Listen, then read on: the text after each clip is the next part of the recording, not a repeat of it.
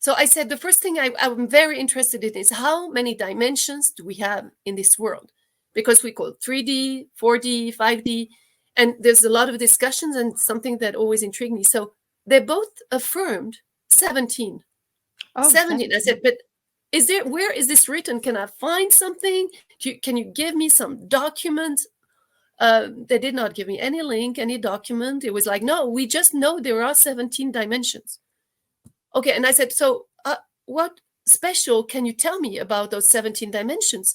How far did you explore? That's when they talked about the portal.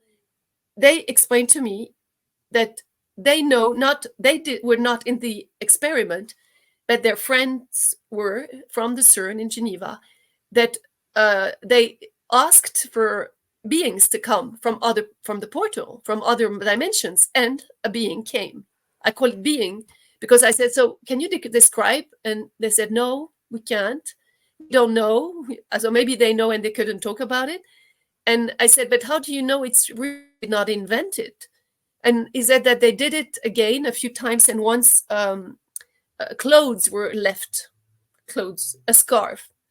And again, question, how was the scarf, and etc. But they didn't know. But it's a known fact in the CERN. And I stayed with that, like perplexed, because I said, how come that nobody talks about the scarf, the leaving of the scarf behind, that shifts my thought process a lot, because I know that one thing CERN is wanting to do is work on time travel. So is it possible that the being that they were coming in contact with was a human from a different time period? Because when you think scarf, you definitely think human. We don't hear about demons or aliens or what have you leaving scarves, but not to say that they couldn't, of course. But that makes me think more time travel than opening a portal to another planet or universe or what have you. Well, they describe that they are time portal. That's one of their topics. It's there on CERN. I don't know if they've put it lately, but I never saw that before. This Mandela effect. They put the news and they say, no, it was always there, and you start doubting about your past. Yeah. So I think they have time machines they discovered in the caves of the Vatican, in the tunnels, and there is in Europe, large Europe, the Busceghi, and I mean it's known like that, but I have never seen one. There are time machines that were used by the Vatican, hidden by the CIA, etc. If this is right, then they have done it before.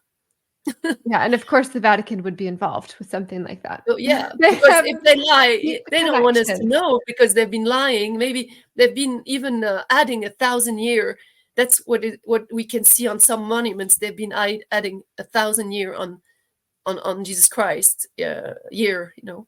So there are many possibilities. That's what as you are an open audience, there are many possibilities, but you can see the proof, because many monuments can just put I before a Roman I, but in fact it should be another letter that is different, or it should be at the same size, and it's not. And there are many things that they've been hiding that we know. There are giants. There are giants that have existed in St. Petersburg, and there are proofs of that. So they lie so much that a time machine would really be fantastic for us. But they made Hollywood Back to the Future to make us believe that it's not the way that we think it is. It's much easier. Where we're going, we don't need roads.